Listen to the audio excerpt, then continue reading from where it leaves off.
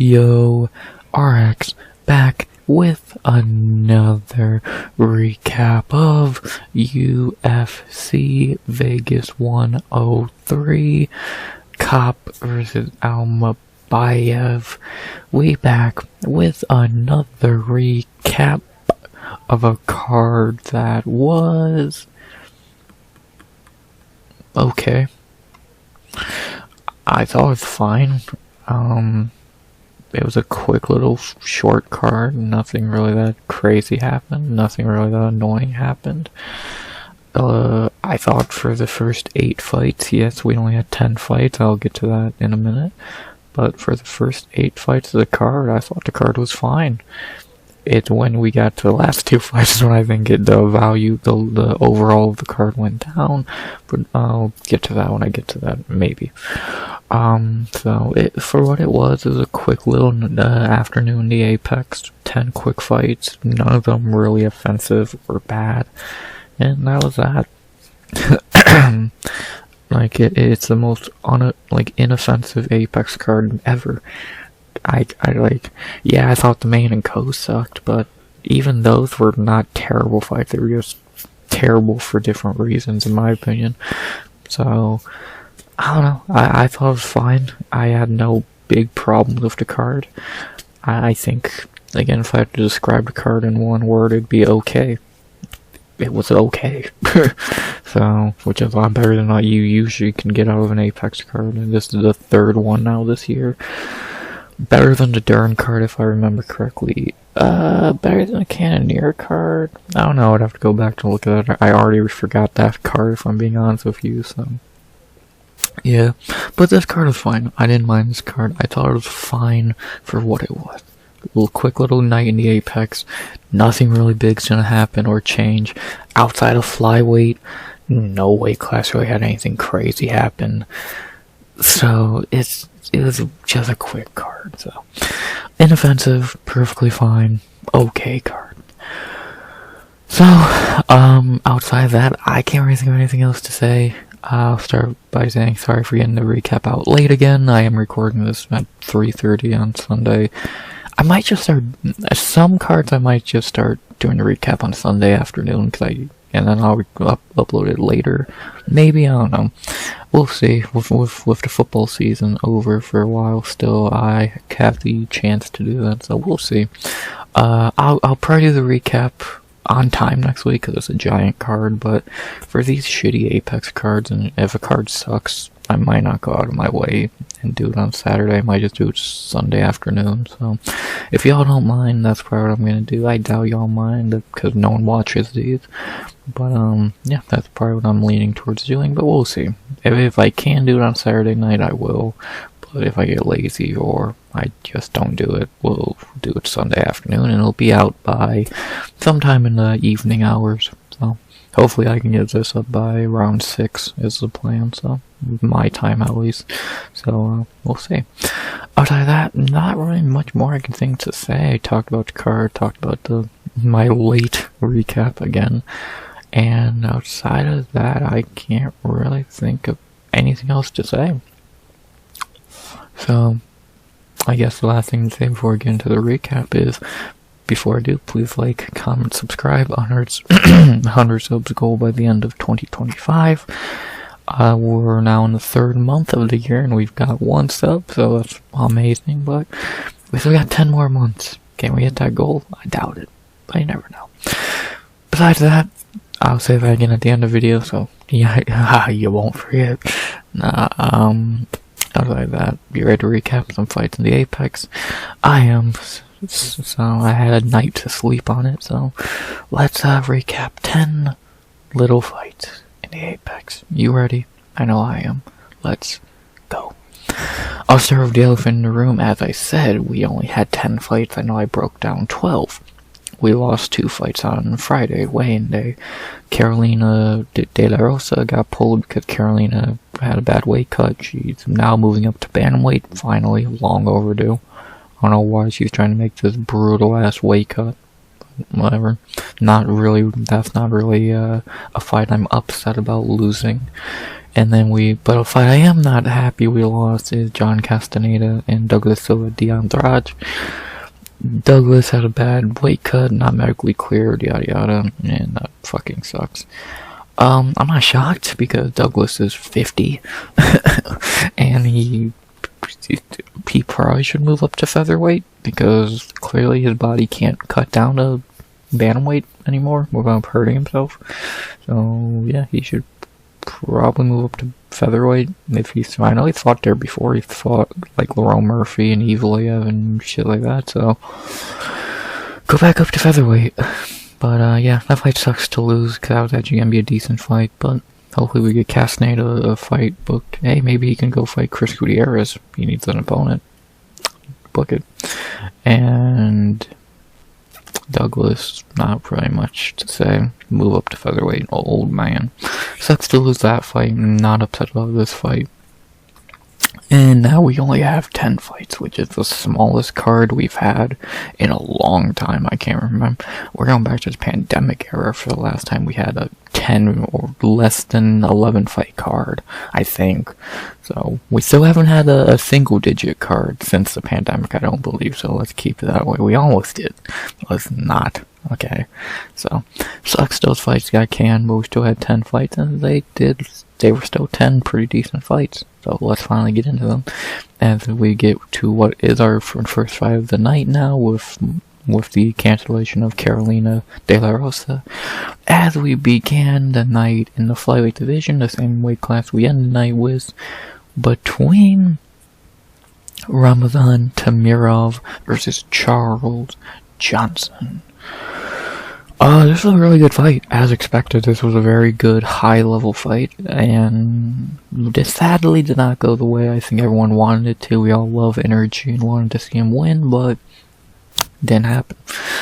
In the first 2 rounds, Temirov was really able to keep Johnson at bay and just have him kind of stifled. He really didn't throw a lot, he really couldn't get going, and overall he was just kind of, again, stifled. When he finally did get it going in the 3rd round, it was a little too late, and Temirov was able to squeak away with a 29-28. Yeah, it was weird to see Johnson so kind of, I guess determined to be stifled. He just really couldn't get going in the first 2 rounds. Like in round 1, he just got dominated. I'm shocked he didn't get dropped because he ate a lot of like clean shots. Round 2 was a closer round, but still leaning Temirov, and then round 3, Temirov was gassed, so Johnson was able to take that round. Which is nothing new. We've seen a fight play out like this 1,000 times. One guy takes the first 2 rounds, gasses, and loses the 3rd. We've seen it 100 times. We'll see it 100 more times in our lifetime.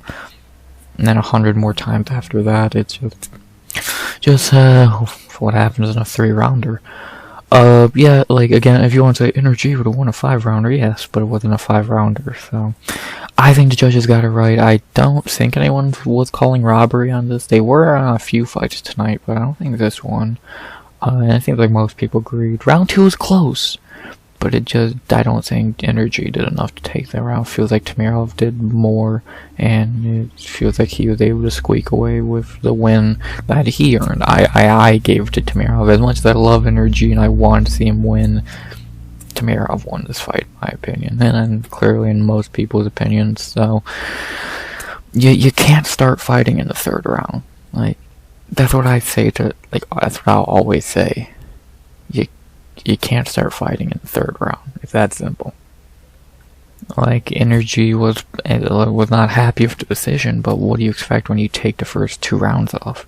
Or not even take them off when you just don't get anything good going. So, I feel bad for Energy because I feel like he deserved a lot. If he was going to lose his winning streak, I think it should have been against someone in the rankings instead of a new prospect, but he said yes to the fight, and Temirov showed he's legit. So, it sucks. It sucks to see Energy to lose all his momentum like that, but he didn't even look bad. He just didn't get going till the 3rd, so really sucks, but what can you do, man? Ramazan proved he's legit. Ramazan proved he's really fucking good, and I'll talk about that in a second. So, respect to Ramazan, going in there in his second UFC fight against a top 15 ranked 4-fight winning streak veteran. To look that good, respect, man. Respect. So, can't really say much else. Good fight to be in tonight, really high level. Both deserve to be in the top 15. And, yeah, sucks to see Energy lose, but A, at least it's against a good fighter, and B, what would B be? Had happen eventually, right? So, sucks, but you can't start fighting in the third round. That's what I'll say. Outside of that, not very much more I can say about the fight. It was annoying. We've seen this fight 100 times. The guy takes the first 2 rounds, gasses in the third, so nothing new there. So now let's talk about the fighters, and we'll start with Ramazan, since I feel like I haven't talked about him enough. So now we'll give him a spotlight. The kid's good. The kid is really fucking good. Now on a, what is his winning streak at? 11 in a row now? Jesus. Hard to be shocked though, because again, Ramazan, this kid's good. This kid's really good. 28 years old, very experienced, 19-2. That was his 21st fight. Dude's good. He's a dude who didn't need the Contender Series. He's ready for the UFC now. He's shown it. Yeah, like CJ Vergara, very average fighter. Even then, to smash him in the way that he did, that was impressive. And then in this fight, to come in a fight that, let's be honest, you shouldn't have been in at this point in your career, so early in your UFC career, come in and beat the 4-fight winning streak Charles Johnson. And the way that you did, it wasn't some knockout, it was you beat him over 15 minutes. That's impressive.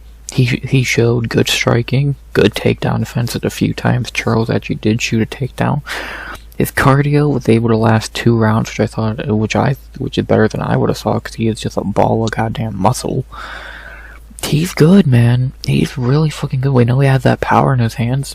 Clearly, Energy just had a great chin, because he ate a lot of great shots and just shrugs them the fuck off.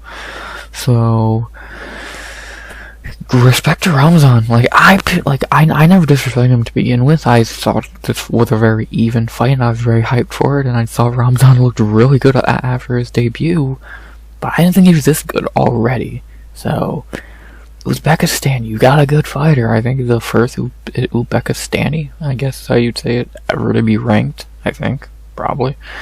And he earned it. You broke Energy's 4-fight winning streak and looked good doing it. It wasn't no fluky bullshit. Congrats. Kid's good. Kid's really fucking good.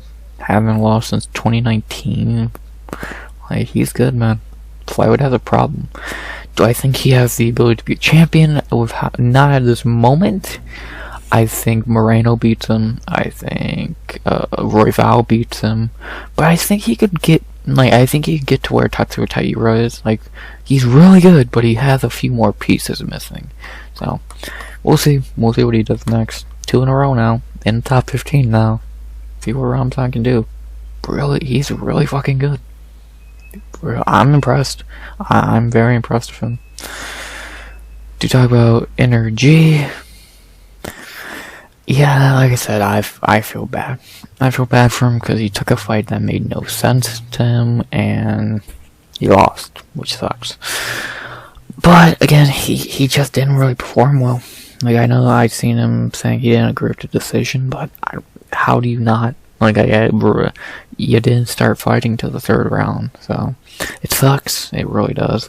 I feel really bad for Energy, but he'll be back. He's really fucking good. And he's only 34, he probably has a few good years left in him. He still beats a lot of guys. Just tonight, he didn't look great, and Ramazan's very good, so we'll see. We'll see if Energy can bounce back. He'll probably be back sooner than we think, even with a loss, so it sucks, but I don't know. I'm not gonna call him a one-year wonder or a fraud, whatever, because his wins were still good. He beat Joshua fucking Van. Just he didn't look good in this fight. Ramazan's really good, so sucks, but heal up, and hopefully we see Energy back sooner than later. on him. He'll still fight 4 times this year, even losing, because he's a fucking psychopath, and we love it. So, heal up, energy. We'll see you soon, brother. Fuck, it sucks to see him lose. Now, the last thing I have to talk about is who should I fight next, and already, first 5 tonight, we get to go to the UFC rankings for our answer. So let's take a look. Ramazan just beat number 12, so that leaves some options. He could rematch Tagir and back off, but I just don't think Tagir is going to fight down like that. I think Tagir should fight up. Joshua Van's booked. Charles Johnson, he just beat. Tim Elliott's probably going to fight Cody Durden. Kai Asakura, he still hears for some reason. I think that only leaves one man for Ramazan to fight, and a guy who I think he's kind of like, to an extent, both very powerful, both tiny, powerful guys for the division. Bruno Silva, who does not have a fight booked at the moment. I'm pretty sure he just pulled out of his fight with Joshua Van not long ago, because Van's now fighting Ray Cerulia. So yeah. Fuck it, Bruno Silva and Ramazan Temirov makes the most sense to me. Because again, booked, who cares? Just beat. I don't think Tagir is going to fight down. He's probably going to fight Cody Durden, and then obviously he's not going to fight any of these guys. So, yeah, I would say Ramazan should fight Bruno Silva. Would make a lot of sense, in my opinion. It would be a good fight. Someone's probably getting knocked out, so look it. And then for Energy, he's gonna fight someone probably outside of the rankings. Maybe he could fight Kai Asakura, but they're gonna push that can to the fucking layup probably. Energy could fight a couple names. Who's trying to get into, like, he could fight Alessandro Costa, since he's probably the closest to getting a top 15 fight. So, that's probably, yeah, I like that fight, Alessandro and Energy, that'd be a banger. Outside of that, Elliott, again, probably gonna fight Cody Durden. Nicolaus cut, Esteban already fought. So, yeah, I'd probably say that'd make the most sense. Energy and Alessandro Costa, because I'm not really seeing anyone else who's really deserving of a top 15 shot right now, and not like anyone, there's really no one under Johnson who he could fight unless he fights Bruno Silva, but I really don't see that happening, so yeah, let's fucking Energy and Alessandro Costa. Sign me up, that'd be a banger on any card, so book it. Not very much to say about this fight. Really good fight to open tonight, as expected. I still say, even in hindsight of how this card went, this should have been the co-main event, or even on the main card in general. But whatever. I get why the UFC. Actually, no, I don't get why the UFC put it this low. Fucking stupid. But I don't know. It was a good way to start the night, at least. If you want to go with that logic, you want to start the night with a good fight, and you did. But it shouldn't have been this one. So, I don't know. Good fight. Sad to see Energy lose, but what can you do? And who should they fight next? I like Ramazan Temirov versus Bruno Silva, and I like Charles Johnson versus Alessandro Costa. I think those are both very good fights. Ramazan would probably beat Bruno, would be a little more experience for him, and I think an easier fight than Energy. I get Bruno hits harder, but Bruno's not very good, so I think that'd be the fight for Ramazan. Again, get some a little more experience, and then you start shooting him up into the top 10. So I think that would make the most sense. Unless you see already can again, I'm down to see him rematch Tagir and back off on. I think that. Oh no, did he fight Tagir or did Austen fight Tagir?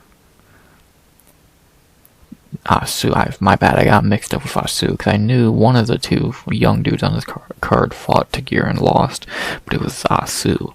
My bad. So, yeah, I'm still would be down to see Temirov and Tagir, but I doubt that happens, so let's do Ramazan Bruno Silva. Makes the most sense.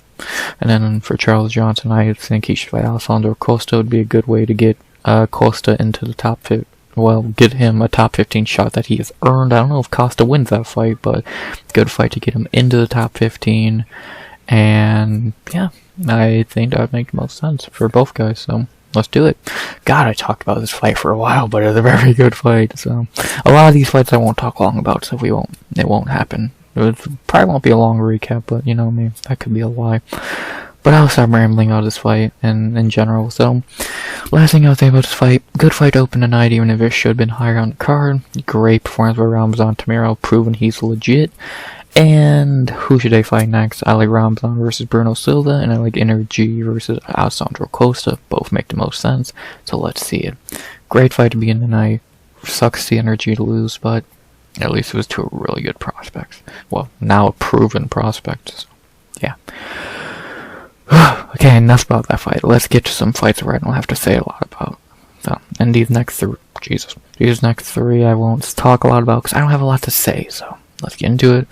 We'll begin with a fight that I'm going to talk about as little as possible because I'm shocked it went as easy as... I'm shocked it went this way. I'm being sarcastic.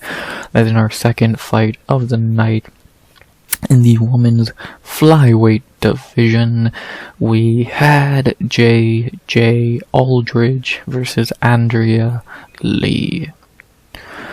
I'm not going to waste your time here. Aldrich easily won a quick decision against Tomato Can Lee. Quick 30-27. I'm going to waste time going to verdict. Yeah, I told you. Not even going to say anything. Cut Andrea Lee. 6 in a row. The biggest losing streak in women's history. Cut her. Just going to get to the main point. I'll give J.J. Aldrich a fight idea because she learned that. She was my lock of the night and she didn't fuck up. So, good job. Yeah, I don't know how you could fuck up against Andrea Lee, but still. Hey, I'll give JJ this. She got a knockdown in round 1. She has more knockdowns than Bilal or Evil. That says a lot. But, are you shocked? No. But back to the main point. JJ Aldrich, who can she fight? Yeah, everyone's a step up from Andrea Lee, so take your goddamn pick.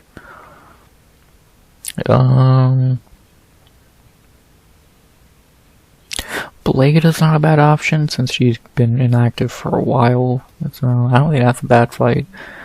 Inesta's coming off a nice win, but I forget who. Yeah, she should fight Jamie-Lynn Horth. I like that fight more. Except since she was in a very close fight with Kalari. Who knows if she really even won that fight. Fernandez, I don't hate it. No.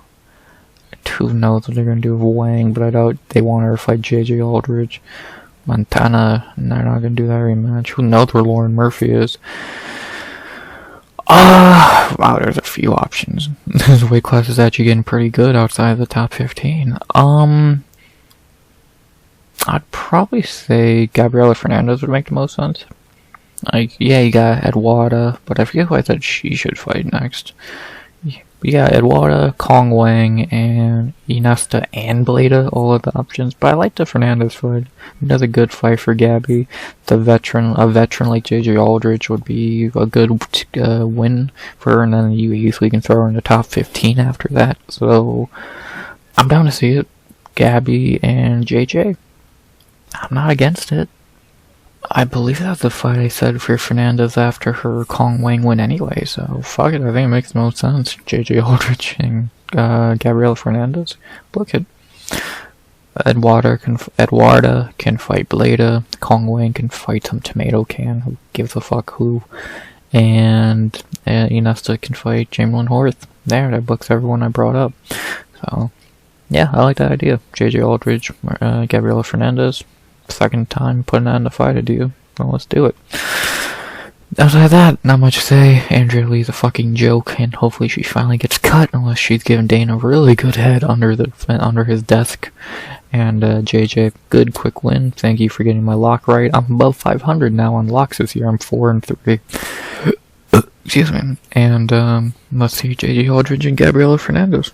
Makes the most sense. Book it. Not really much else to say. Just move on. Andrea Lee, 6 in a row. Crazy.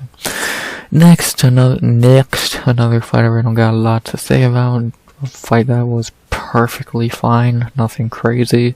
And then our third fight of the night in the featherweight division.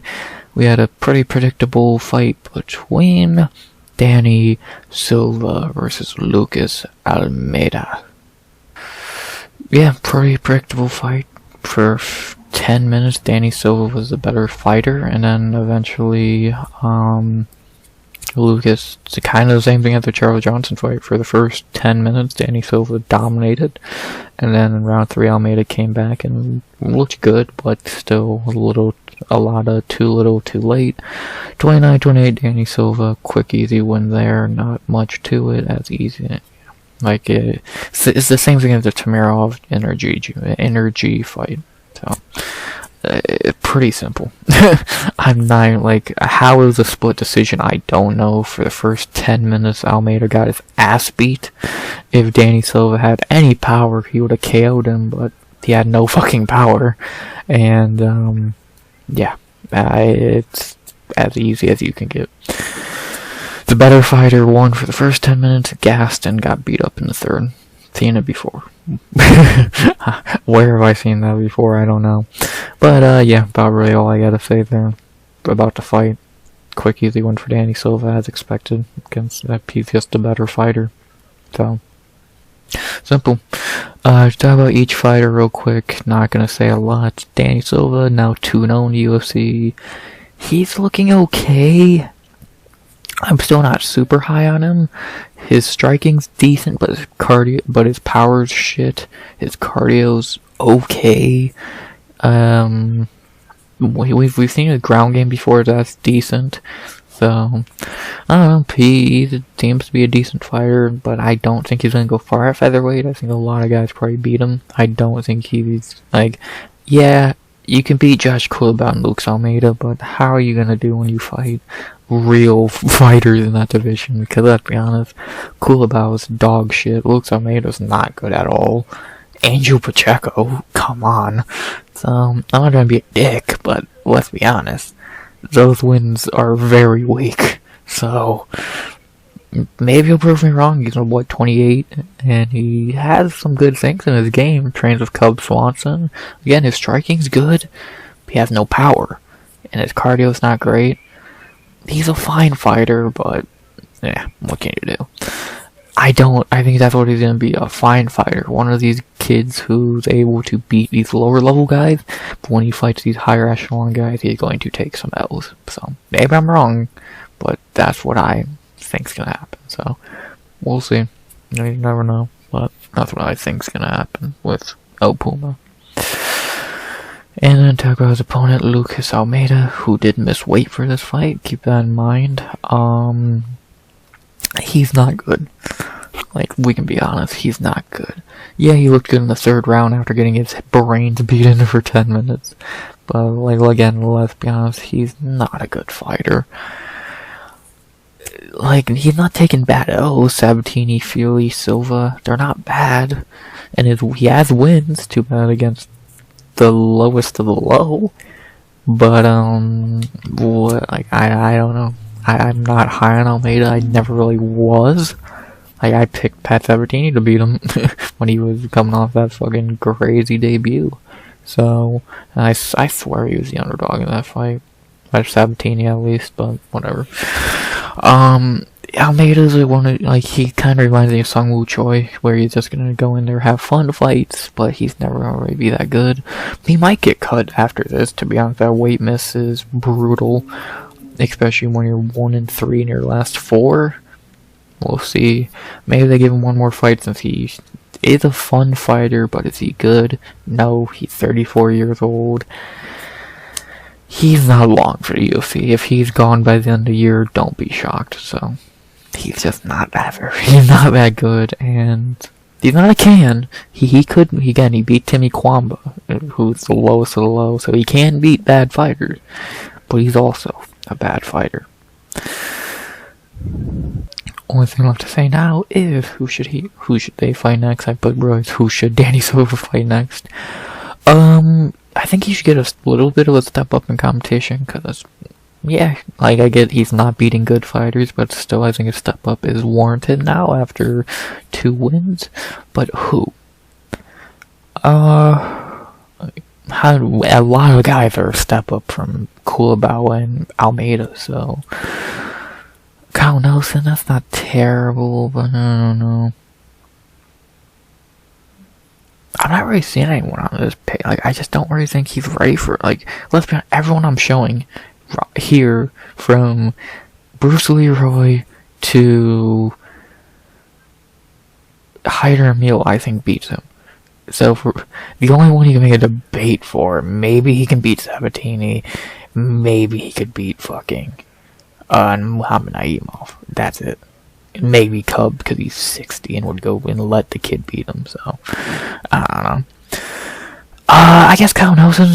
I forgot Pat Sabatini had a fight booked because I was very. I think Pat should have fought Kyle Nelson, but with Kyle Nelson now open, why not Danny Silva, Kyle Nelson? Unless there's another one that pops out at me, but I would be kind of shocked. Like I feel like Shylan or fucking Jamal Emmers kind of feels like a step back now. So I give he's won 2 in a row now. Give the kid a step forward and not a step back. But we know the UFC likes giving fighters a step back for no reason. Chepe Mariscal, who we'll talk about in a minute, will be a good example of that. But yeah, probably Kyle Nelson would make the most sense. Well, I'll take another look at this before I make the fight ideas officially for Twitter and IG and all that. Again, those will be out around 6:30 EST. But yeah, I think Danny Silva and Kyle Nelson would make the most sense. So yeah, it looks fine to me. They're going to Canada soon. Maybe Danny will be ready.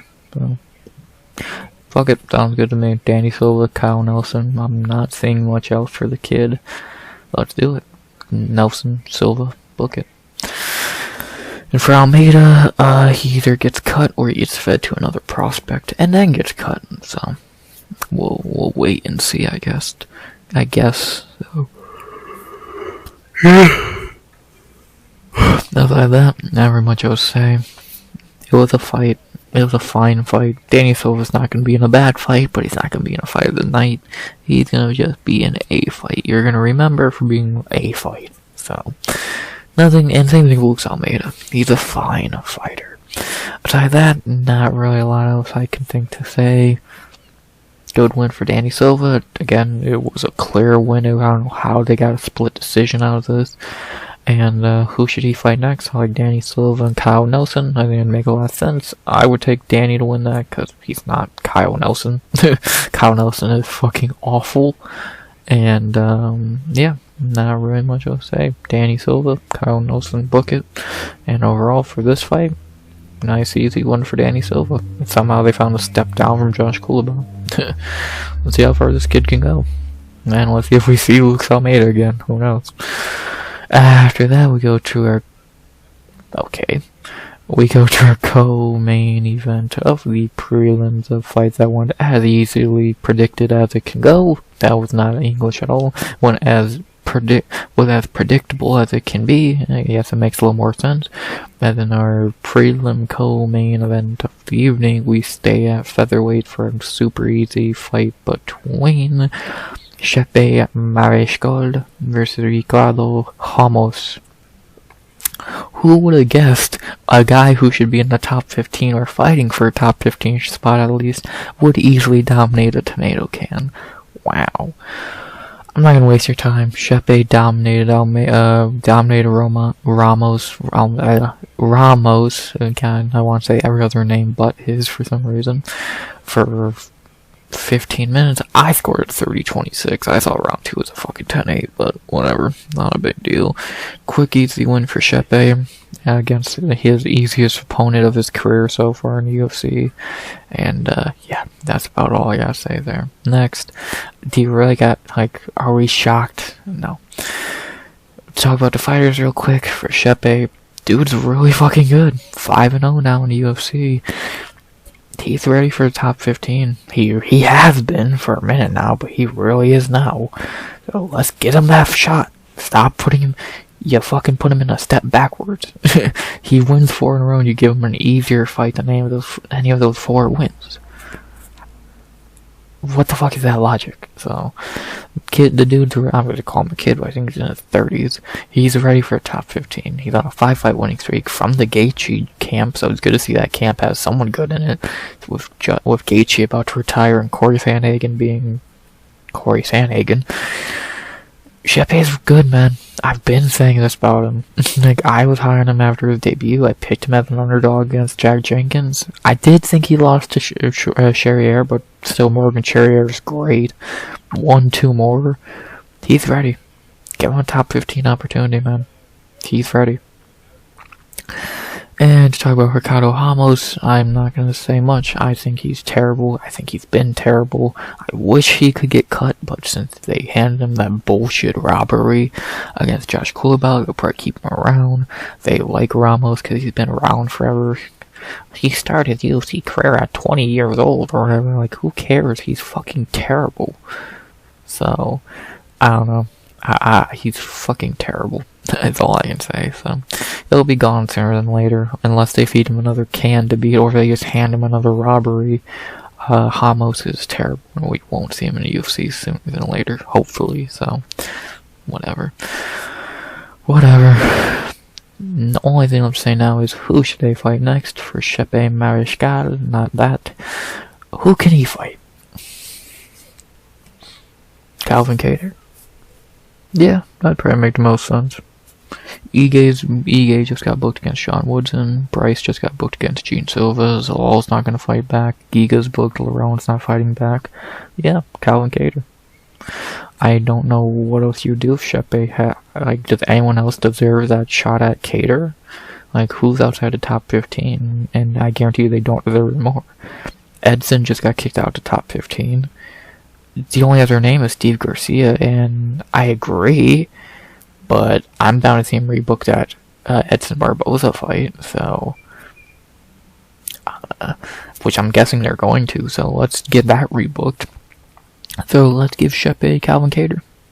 Garcia, Steve can go fight Edson, Chepe can fight Calvin. So I think that's a fair trade-off. Yeah, win over Edson Barboza is pretty much a top 15 guarantee, goddamn. So, yeah, let's do it. Outside of that, like, Sean Woodson getting his top 15 shot, finally. Gene Silva's getting his top 15 shot, finally. No one like Duo Choi, I think he needs one more win. So, yeah, Chepe and Calvin Kattar. Pretty simple. Can't really get much simpler than that. He's earned it. Give him it. Not very much else to say. I don't care who Ricardo Ramos fights, because he's fucking garbage. Hopefully he gets cut, but I don't think we're gonna get that lucky. So, long story short, easy win for Chepe, as expected. Could have easily been the lock of the night in hindsight. I don't know why he wasn't. And, who should he fight next? I like him and Calvin Kattar. He's earned that shot. The only other person he should fight is if Steve Garcia gets that Calvin Kattar fight. Chepe should fight Edson Barboza. But I like Garcia, Edson, and Chepe Kattar more than I like Chepe, Edson, and Garcia Kattar, if that makes any sense. So, Chepe, Calvin Kattar, book it. Could be a cool co-main on a card, on the Apex card, or a cool main card opener on a fight night. So, that'd be cool. Either way, I'll just get him either Edson Barboza or Calvin Kattar. He's earned that fight, so give him that fight. Not very much else to say. Great performance by Chepe. A domination. The dude's really fucking good. So, we'll see how far can he go. Can he finally get a top 15 shot? We're gonna find out. And outside of that, not very much else to say. Great one for Chepe. Let's see him fight Calvin Kattar. We know he's gonna win that fight because goddamn Kattar's old. And, yeah, let's see what happens. Let's see if Chepe finally gets the fight he deserves. Knowing our luck, he'll be fighting goddamn Kyle Nelson or fucking Darren Elkins next for no reason, so who knows? Who truly knows? So, Chepe, Kattar, book it. Stop disrespecting Chepe. He's earned that top 15 shot. Ricardo Ramos is dog shit. That's all I gotta say about that. And now for our featured prelim in the heavyweight division. Ooh, we had a highlight. We had a good highlight.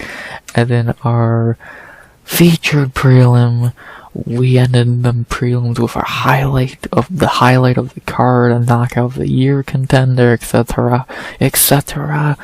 as we ended the prelims with Mario Pinto versus Austen Lane.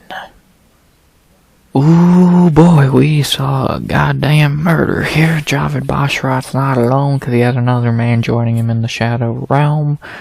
Damn, what a fucking knockout.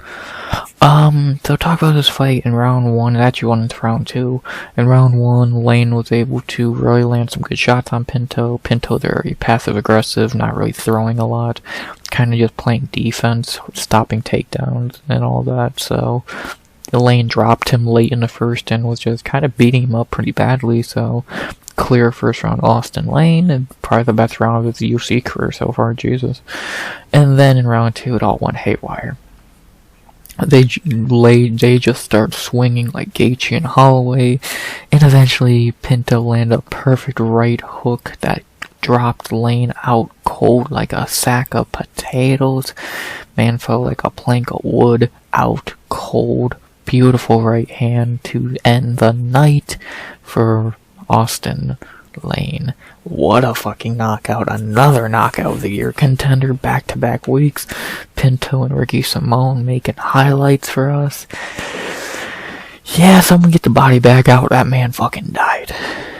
Lane got put out bad, way worse than he got put out against Denise or Justin Tafa, in my opinion. He took a back bump, like just dead. So what a fucking knockout for Pinto. Wow. Just wow. Really fucking really good. We have not seen something like that heavyweight in a long time, it seems. We've just, heavyweight's not been fun. And again, it feels like we've been a while since we got a knockout like that in the division. The last one, maybe Aspinall Pavlovich? Unless I'm blanking on one that badly. Like, again, I guess you could say Denise and Lane, but even that wasn't, I think, that good of a knockout. So, I just, wow. I can't really think much more to say besides, wow, what a fucking knockout by Mario Pinto. Fucking dropped that man dead out cold. Beautiful. And I'll talk, but I got a few things to say about Pinto, good and bad, so I'll get to that in a second. But outside of that, not very much more I can say. Great performance, great knockout by Pinto. Not a good performance, but a great knockout. And yeah, not really much else you can say. You'll love to see a knockout like that. He got a bonus as he deserves. And yeah, not really anything more to add to the fight. Round 1 was a Lane showcase. Round 2 was a Pinto murder. I love to see it. So now let's get into the fighters, and I'll start with Mario Pinto. Mixed bag of emotions for Mario Pinto. At least mixed. No, that's a bad way to do. Mixed bag of opinions for Pinto. For me on Pinto. Yes, he got a beautiful knockout, but also he looked like shit before then. If it was debut jitters, cool. But he can't look like that again. Like, he can't take round 1 off and get his ass beat. Like, if he was fighting anyone good, he would got finished in round 1. So, he can't be taking round 1 off like that. I was impressed with his takedown defense, which he can actually stop a takedown, which is a lot more than you can say from 99% of heavyweights. So that's a big plus. Power, can stop takedowns, that's 2 good things right there. He needs to, he can't be so inactive during the fight, and his chin might be debatable, but yeah, I guess he did survive, so I don't know. So, good pros and cons. Power, takedown defense, good. Not being the most active in the fight, not good. So, but he is still 10-0. He is 26 years old, and he might be heavyweight's new hot prospect. We don't have one right now, do we? Like, Mick Parkin really gets no hype. Who's the one there? Oh, I think he looked. I seen more out of him than I saw out of Talshin Teixeira. Teixeira was a quicker KO, but we actually got to see Pinto go deep. His cardio looked good. He went into round 2 and he didn't look gassed like every other heavyweight. So, some really good pros with this kid, and I'm very impressed with him in some regards, but in other regards I'm not. So, He's won by decision a few times, which that's good to see. Kid might be good, man. He really might be good. So we'll see. Again, between him and Tausch and Teixeira, to me, like new hyped up kids on the block at heavyweight this year so far. I'm more impressed with Pinto. I saw more out of him than I saw Teixeira. You know, Teixeira beat someone better, but still, Pinto looked good. Very good, but also showed a few holes in his game. But if he can, I think the pros of him, like especially for heavyweight standards, are a lot better than the cons. So I'm impressed. Good shit, Pinto. Good shit. And then talk about Austen Lane. There's not very much to say. He's not good. We all know this by now. He's just gonna be a punching bag for these new heavyweights. Yeah. I doubt they cut him yet. I think the UFC likes Lane, so they'll probably use him one more time to fight a prospect. If he loses, then I probably think he gets cut. But if he wins, then we get to see more Austen Lane. Oh boy. So we'll see. I doubt they cut him. They need as many heavyweights as they can get. But I say that they cut Jerthina Rosenstrike, so I know. We'll see what they do with Lane. 37 years old, kinda just been a highlight reel for guys, so we'll see. We'll see what the UFC does with Lane. If they cut him, I don't give a fuck. But if they keep him, then we'll see what happens. So pretty simple. I don't really have much more to say about him. I think he's still sleeping in the Apex, so shit. Only thing left to say now is, who should they fight next? For Mario Pinto. I'm sorry, I completely passed it. For Pinto, there are some options. He's not even in the heavyweight rankings, goddamn, so I gotta go over here. He should get a good fight. You know the UFC likes to push heavyweights very quickly, and I don't see why that would change here, especially after a fantastic debut. So let's see, who could Pinto fight? I don't think he's gonna get a ginormous fight right for a second one, but you never know. Tausch and Teixeira is ranked after one fight, so what does that tell you? So far none of these guys are even in the UFC. Chris Barnett, that kind of wouldn't make a lot of sense, would it? Tafa, would that make a lot of sense? Not really. Denise, yeah,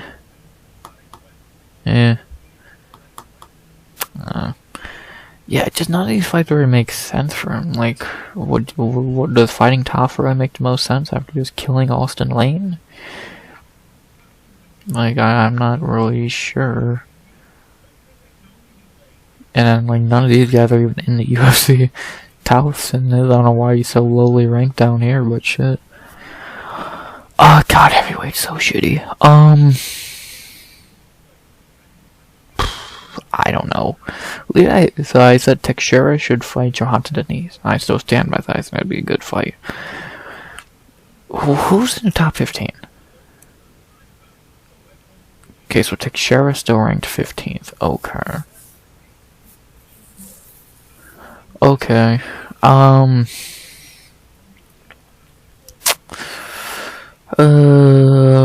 Shit. DeLima? Oh, yeah, DeLima is just right there, ain't he? I forgot about Rogerio, because he was not even in the top 15 anymore. Maybe, yeah, Mario Pinto, Marcus Rogerio DeLima. Because let's see, Teixeira should fight, fucking Johanna, Kennedy's booked, Parkins booked, Waldo's booked. Shamil will probably get a big fight. Shamil just got booked against Sergey Spivak, so that's off the table. Why is he even in their top 15? Derek, who knows what they do with him? But yeah, I think DeLima. Yeah, I like that. Because I don't think anyone else makes a lot of sense for Pinto, so let's even fight DeLima. So, because outside of that, it's what, Justin Tafa or Chris Barnett. So I just don't really see the point of it. So let's do it. Marcos Rogerio de Lima and Mario Pinto makes sense to me. Teixeira can fight Johanna. Everyone else is booked. So unless they throw Pinto in there, Ty or Derek Lewis right off the rip, which I don't see happening. Let's do de Lima and Pinto. Makes sense to me. Book it. Heavyweight needs any fucking boost they can get ASAP, so book it. And then for Austen Lane, I think there's probably still a fucking prospect yet to debut at heavyweight from the Contender Series. More of just someone, if they want to feed Chris Barnett, or feed him to Chris Barnett, there we go, or someone like that, cool. So, I don't know what they do with Austen Lane, and more importantly, I don't care, so, pretty simple. Outside of that, not very much else to say. Great knockout debut for Lane, or for Pinto, my bad, even if he didn't look great beforehand. And who should he fight next? Fuck it, give him Marcos de Lima. Let's see how good the kid really is. So, de Lima, Pinto, book it. Lane probably won't be up for a while, so, yeah.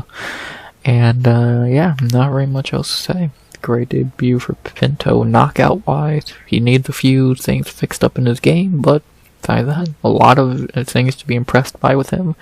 Let's see how far the kid can go. Hopefully he's heavyweight savior, because God, we need a few. We need more than one. So, yeah. Outside of that, not really much else to say about these prelims. They were not terrible. I know 4 decisions and 1 knockout doesn't look great, but they were not bad. This was a really good fight, and this was forgettable. This was okay, this was good, and this was great, so it's a fine prelims. Could have been worse, could have been better. I'm not upset. Fine. But fine 5 fights to lead into our finer 5 other fights, so yeah, not very much else to say about the prelims. They were fine. So now, let's head into the main card. 5 more fights to recap. You ready? I know I am. So let's get into it.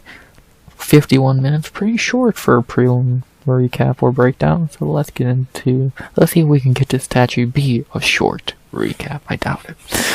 As we move into our main card, and we begin in the welterweight division with a prospect battle that went not even close to the way anyone predicted it to, as in our main card opener of UFC Vegas 103 in the welterweight division, we began with Sam Patterson versus Danny Barlow. Okay, wow, this could not win any other way than people expected it to. So, yeah, Patterson knocked him out somehow. So, long story short, they were having a kind of feeling out process for the first few minutes of the fight. Not really a lot happened. Eventually, they got in close. Patterson landed a right hook. That quick right hook, kind of a counter that really hurt Barlow, and then he kind of stormed him. Barlow fell over against a cage. He landed another beautiful right hand to knock him pretty much out, but he did come back a little bit of ground and pound, and it was over. Sam Patterson by knockout. Wow, who would have predicted that shit? Literally nobody. 5.4%. Prediction wise, so take that as you will. Crazy. Really unexpected. It wouldn't be a card in 2025 if a fraud did not get checked. So, Danny, welcome to the fraud club. Sam, wow, you're actually pretty fucking good. Yeah, wow, I'm very shocked. I really can't fucking believe it, to be honest, so, impressive. Very impressive. I don't know what else to say. I'm shocked. He can strike now. The knockout artist got knocked out by the skinny, tall British dude. What the fuck is MMA anymore?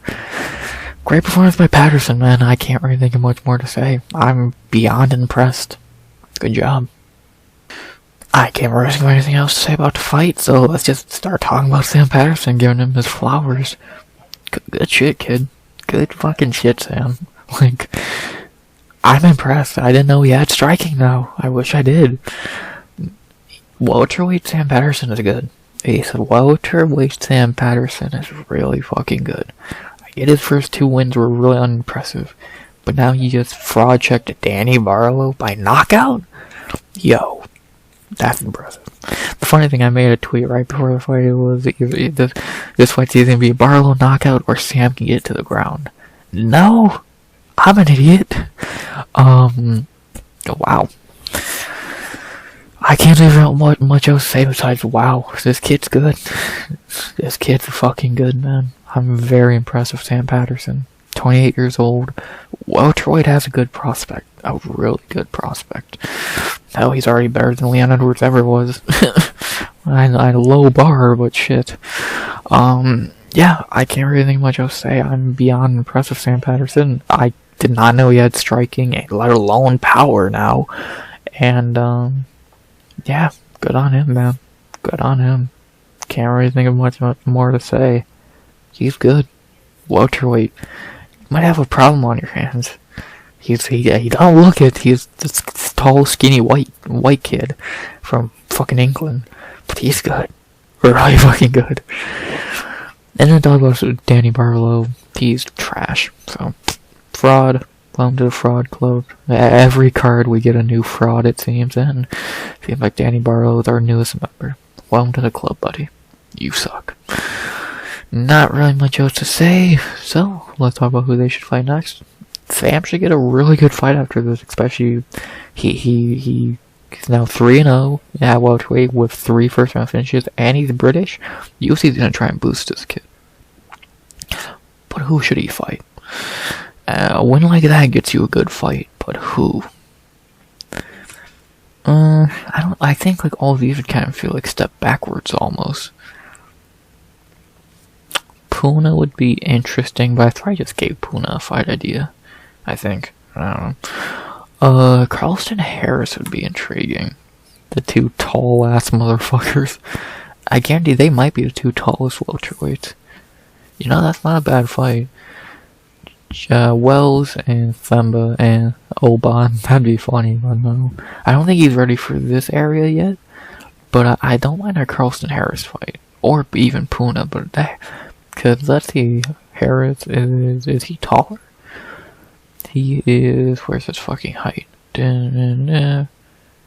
6 feet. Patterson's taller, ain't he? Wow, they're making Carlston Harris look short.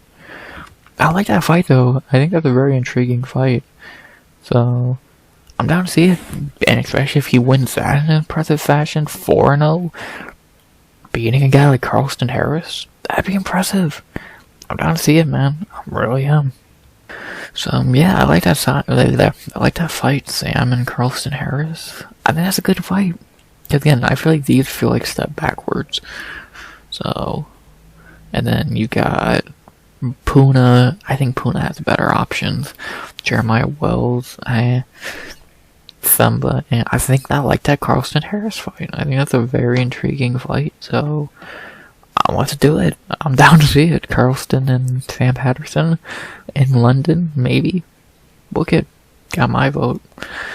And for Barlow, he'll go KO some can on Indie Apex, who cares? So, yeah. Not really much more to say, man. Great fucking performance by Sam Patterson. I like it. It sucks this was on an Apex card because he should be getting a lot of fucking hype and flowers right now because he's good. So, but give it time. Give it time. Great performance by Sam Patterson. Didn't get a bonus, which is bullshit. And yeah, not really much more I can think to say. But great performance. Shocking win. The way he won, at least. And who should he fight next? I like him and Carlston Harris, I think. I think it'd be a good fight. I think he wins that fight. I would pick him to win that fight, and we'll see how far the kid can go. Welterweight, Oban Elliott, and Sam Patterson. The Brits got some good fighters coming. Let's see. Already way better than Leon Edwards, as I said. Like, low bar, but still. See how far he can go, man. Great win for Sam Patterson. Danny Barlow is a fraud. And, see how far the skinny kid can go. After that, I'm smiling already. We go to our second fight of the main card. A fight I love to watch. It was so fucking enjoyable to watch this loser finally lose. As in our second fight of the main card, going back to featherweight again, we had Hyder Amil versus William Gomez. He finally lost. Don't bring a tear to my eye. William Gomez's bum ass finally lost. We don't have to see his bum ass anymore. He's so shitty. I'm so happy. Long story short, Hyder Amil got beat up in round 1, came back in round 2 and 3, and just drowned William Gomez. Long story short, he just drowned Gomez. Kind of very Diaz brother-like. He got beat up in round 1 and then came back and just drowned him. You'd love to see it. It was not a robbery. People tried to cry robbery. You don't win a fight by running away to the cage for 10 minutes, and that's what Gomez did. For the last 10 minutes of this fight, William Gomez was running to the cage to try and get away from Hyder, and he couldn't. Hyder just drowned him, man. He just fucking drowned him. And after 10 minutes, Hyder Amil is your winner. Fuck you, William Gomez, you bum bitch. You're fucking awful. Suck a dick, bitch. Love it. Love it. Love it. Thank you, Hyder Amil, you fucking legend. Thank you. Yeah, nothing really more I can say about this fight. Loved it. Loved every second of it. Loved watching William Gomez get his ass beat. It was so enjoyable. And thank you, Hyder Amil. You goat. So now let's talk about the fighter. I can talk about this one because he sucks. I'm gonna talk about this one because he's great. Hurricane Hyder, baby. He's so fucking good. He's a Diaz brother. He doesn't gas. He has a chin of steel. He has good striking. Has a good grappling. He's 34 years old, 11-0, 10-0, whatever the fucking O he is now. He's good, man. He's really fucking good. He needs to fight in front of a crowd. Like, his fights are too good to not be in front of crowds. So, get this man in front of some crowds. He's gonna be a fan favorite ASAP. And he's actually good. So, get this man in front of some fucking crowds. Just do it. Trust me. Trust me. Outside of that, not very much more I can think to say about Hyder. We know he just drowns motherfuckers. He has good striking, good power, good grappling, good cardio, good chin. He's really fucking good. So, he's a real prospect at featherweight. And a real prospect people gotta worry about at featherweight, so good luck trying to beat this guy when he doesn't quit and he's just gonna keep trying to drown you for 15 minutes. Good luck. Outside of that, not very much more I can think to say, so let's talk about who Hyder can fight next. I have some fun ideas in mind, so let's look at our options. Let's see, none of these guys. So, Billy Q would be fun, but I don't know if Billy can really hang with Hyder anymore. Nate the Train, though. Hyder and Nate the Train. Now we're talking. Feely, I don't know if he can hang anymore. Cub and Duo Choi would be fun. But I think Nate Landwehr's the fight. Nate Landwehr, Hyder Amil in front of a crowd. Fight of the night, fight of the year, banger of the year, banger of the decade. Book it. Just trust me. Book this fight, and you'll remember this fight forever. Trust me. That's all I gotta say. Book Hyder Amil and Nate Landwehr, and you won't regret it. But not in the Apex. In front of a crowd, a packed house, on a fight night, main card. Trust me. Trust me. Outside of that, not very much more I can say. Great win for Hyder Amil. He's so fucking good. This guy's a fucking joke who should get cut. He's a bum bitch. He's not good. At all. He should only have one win in the UFC. He's fucking terrible. Fuck you. Hyder Amil, I can't say a bad thing about him. He's amazing. I love it. He's so fucking fun. He's so good. And he beat this bum, so I'm a fan. For sure. All I love to say is who should he fight next? I love the idea of him and Nate Landwehr. How do you not do that fight? Trust me. Book that fight. You won't. You give out the fight of the night bonus now. Give them their fight of the year award now. Trust me. Book it. Not really anything else to say. Great fight. Great win for Hyder Amil. 3-0 now in UFC. A real prospect at featherweight. And gonna be a hard prospect to beat because he doesn't quit. Good luck. 145. You're gonna need it. Great performance by Hyder Amil. Fuck William Gomez. After that, we go to our third fight of the night, our fight of the night in general. A banger in the lightweight division, as expected, as we had Nasrat Haqparast versus Esteban Ribovics. What a fight. What a banger. Again, as expected with these two. Kind of the same thing as the Energy and the Danny Silva fights, though. In the first 2 rounds, Nasrat was able to kind of piece up Esteban, just land better shots, I think. Kind of just looked like a veteran striker versus a young kid. And that's what it felt like for the first 10 minutes. Even though round 2 was really close. Round 2 was extremely close. It could have went Esteban's way, but I think it went to Nasrat.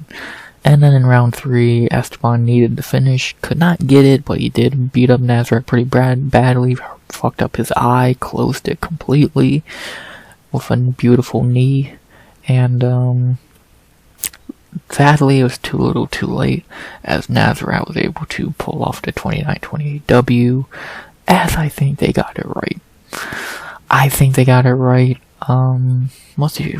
I feel like this might be the most debatable decision. Ooh, they scored it for Esteban. Interesting. I scored it for Nasrat, but round 2 again, razor close. So I don't know. I thought it was razor close. I thought it could go either way. I thought they got it right, but I don't think you could get this fight wrong. So, not upset. I picked Esteban, so that tells you I'm not biased, so go fuck yourself. And I think they got it right. Even though I don't think there's a wrong to this decision, I don't think they got it. So, I scored it for Nasrat in a really, really close banger. And yeah, good for Nasrat, man. Great win. 3rd underdog in a row on the main card to win. So, take that as you will. Yeah. Not really more I can think to say. Great fight. If you missed it, go watch it. It's great, as you expect it to be. And, yeah. Great win for Nasrat. He still got it, 29 years old. He's still a pretty good fighter at lightweight. But I think we've kind of seen his ceiling, and we'll talk about that in a minute. But, yeah. Great win for Nasrat. Esteban looks great, even in a loss. What a fight. What a fight. Now to talk about Nasrat. Well, first, to talk about the fighters, of course. Nasrat now on a 5-fight winning streak. He's looked good, man. He is a good fighter, but again, I feel like we've kind of seen his ceiling in the UFC. He's a very good fighter, but at lightweight, I don't think he has the talent to be top 15. Let's be honest. Do you think he beats Moicano? Probably not. Do you think he beats Fiziev? No. So, and even outside of top 15, I think he's kind of bypassed the harder fights. Bahamandez. Who else? Bahamandez. Joel Alvarez. So, I think he's kind of like, 5 wins is 5 wins, but John Makdessi, Landon Quinones, really? Malarkey, okay, that's not bad. Jared Gordon, that's not bad. Esteban, that's a great win. Probably his best win of his career, unless I'm forgetting someone, so Nasrat's good, man. He's really good. But he definitely, I think, has a ceiling. Maybe I'm wrong. Maybe he's gonna get a top 15 fight and win. But I just don't see it. I don't see him as a top 15 fighter. I see him as a very good outside the top 15 fighter.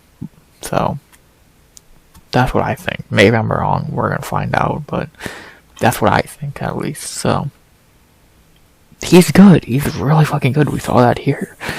But is he top 15 good from his 2 fights we've seen him have against top 15 fighters? No. So, we'll see though.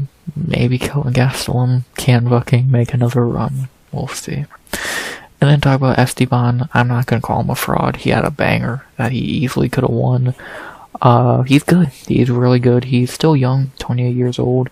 His striking was just a little bit behind Nasrat's early in the fight, so if he just gets his striking up a little bit, like, we didn't see his ground. He got taken down one time and got up pretty easily, so I'm losing my voice already. So he's young. He's fucking 28 years old, 14-2. He's still a really good prospect at lightweight. I think he beats a lot of good names at lightweight. He just needs a little more fundamentals. So if he can do that, I think he can be really good at 155, and maybe we'll see him in the top 15 sooner than later. He's not even 30 yet, so we'll see. We'll see how far he can go. He has heart, has striking, has power. He has a lot of things going for him. He just needs to get a little more fundamentally sound, and I think he'd be really, really good in the division. So he'll fight again later in the year, get back on the horse, and we'll see what happens with Esteban Ribovics. The kid's really good. He's must-watch TV. Must-see TV, baby. I love it. Outside that, not very much more I can think to say, so let's talk about fight ideas. Does Nasrat get a top 15 fight? I doubt it, because who would he fight? He called out Moicano. Do I think Moicano's gonna take that fight? No. Benoit? Maybe? He could fight Benoit. I think he's probably earned a fight like that, to be honest. So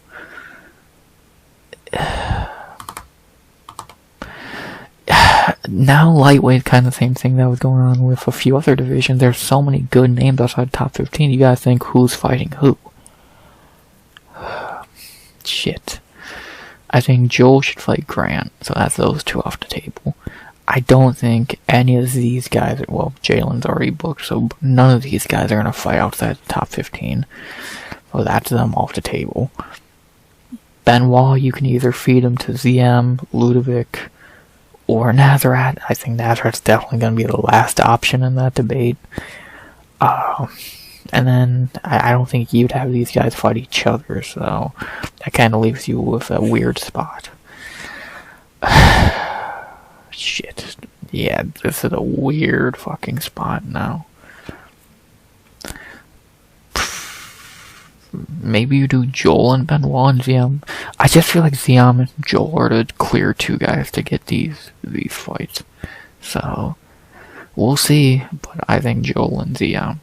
So that leaves Ludovic and Nasrat in weird spots. Do they fight each other? Should they fight each other? I'm not against it. I'm down to see Nasrat and Ludovic Klein.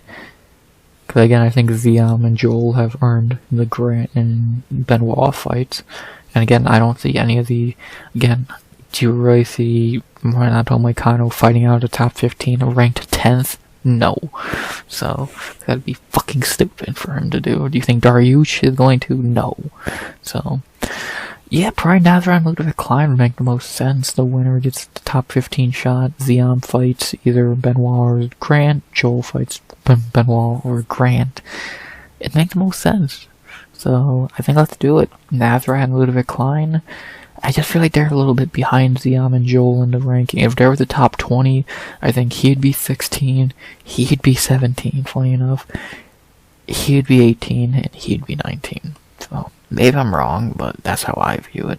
Because outside those four, who else are you going to really throw into the top 15 or into that debate? Chase is not there yet. Rumbecki just got back on track, so I really don't know if it's his time yet. So I'm down to see Nasrat and Ludovic Klein though. I think it'd be a good fight. 5-fight winning streak versus what's he on at this point? 6 in a row. Book it. Nasrat, Ludovic Klein. Book it. Winner gets a top 15 shot. Ziam and Joel get Grant and Benoit. Let's do it, man. All sounds good to me. Book it. Not very much else. And then for Esteban, I almost forgot. Esteban, there's so many good fights for him out there. He could fight Elvis Brenner. He could fight, he could fight Mick Tebek in a banger. He could fight Nazim Sadikov in a banger. He could fight Mateusz Rebecki in a banger. He could fight Ricardo Close in a banger. He could fight, goddamn, so many good names for Esteban to fight. Slava Claus, even if he's coming off an L, who cares? Him and Tom Nolan would be interesting. There's a lot of good fights for Esteban. So we'll see what the UFC gives him. Give him a banger. He's gonna have a banger with anybody, but give him someone to have a banger with. So, banger after banger after banger after banger with Esteban Ribovics. But outside of that, not much else to say about this banger, besides, great fight, boys. Could've went either way. I think the judges got it right, but you could give round 2 and 3 to Esteban. It was razor close, and it was a great fight either way. Fight of the night, of course, earned and deserved. And, who should Nasrat fight next? I like him and Ludwig Klein. I think it'd make a lot of sense. And, yeah, not really much more I can think to say. Esteban can have a banger with anybody. Again, he could fight him. Mick Tebek would be cool. But if you want to give him a layup, he can go beat up some fucking tomato can. It's gonna be fun either way with Esteban, and I can't wait. So, yeah. Great fight, boys. Nasrat versus Ludwig Klein. Book it. Both crazy winning streaks. Both on crazy winning streaks, I should say. Five wins for Nasrat versus 6 in a row for Ludwig. So, book it. Winner gets a top 15 shot. Ziam can fight. Ziam can fight Grant Dawson probably. Joel can fight Benoit, or vice versa. It doesn't matter. Let's just get some fights booked at lightweight, because goddamn, that division is good. Nasrat, Klein, book it. Esteban versus anyone's gonna be a banger, so book it. Great fight. Respect to both. And, alright, what y'all say? Banger. And now we get to the part of the card that was not good. The first 8 fights, very good. And then it got shitty, so I'm not gonna waste a lot of time with this.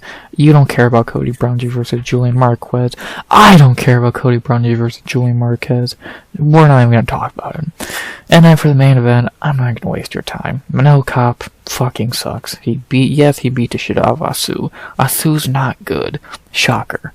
And Manel had to poke him in the goddamn eye 60 times. So, I kind of find it funny. Henry Cejudo gets a little bit of air in his eye and fucking cries like he got shot. And Asu gets poked 70 times and the ref just fucking looks around and doesn't notice it. So, fuck Manel Kape. He's not good. I don't care who he fights next. He's gonna lose anyway. If he gets the Pantoja fight, he's gonna lose. He's not good. If he fights Royval, he's gonna get fucking embarrassed. He would have got embarrassed by Royval. He's not good. Asu's dog shit. Shitty main event. So, shitty stoppage. Shitty main event. Shitty reffing. Shit. Nasrat should have been the main event. And that's all I gotta say about the card. Boom. No, I'm not on a time crunch, I'm not rushing, I don't care to talk about these fights. This is when the card went downhill, so I'm not wasting time talking about it, so boom.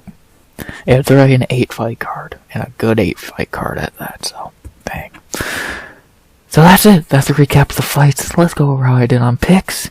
I went 6 of 10 for a perfect 415. I'll take it. That's pretty nice. Only got wrong Almeida because I was biased. Ribovics in a close banger. Fraudlow and Energy didn't have a good night, man. Didn't have a good night there, Energy. But I'll take going above 500 on a 10-fight card. I'll take it. Trust me. I'm not gonna be upset about that anytime soon. The bonuses went to Fight of the Night, Esteban and Nasrat, no duh. Performance bonuses to Kape and Pinto, that's bullshit. That Sam Patterson did looked 1,000 times better than Manel Kape will ever look. So, Patterson got robbed. The other two are perfect. And then, second to last, if you missed the card, what should you go back and rewatch? I would say the Ramazan fight. And then I would say Chepe to Nasrat. You can skip the main and co because they were shitty. and you can skip these 2 fights if you don't care that much. I don't blame you. So Ramazan, Chepe, Pinto, Patterson, Amil, and Nasrat is what you should rewatch. Those were great fights. And, yeah, those were the highlights. Aldrich and Silva are optional, and just don't watch Brundage or Cop. Trust me. Thank me later. And lastly, our favorite segment, who's on the chopping block? Andrew Lee and Julian Marquez. Outside of that, like, no, I doubt it. I doubt it. I wish, but I doubt it. I doubt it. Not yet. Soon. I wish. Of course not. Probably should be, but Andrew Lee and Julian Marquez are on the chopping block. Long overdue to get them out to UFC, because they are terrible. But unlike this card, which was actually good, so, yeah. I don't know, UFC Vegas 103, not a bad card. Again, okay is the perfect term to describe it. It was okay. The first 8 fights were good. Last 2 fights sucked, but 80%, I'll take it. Fine card, okay card. I'll give it a 6 out of 10. It was perfectly fine.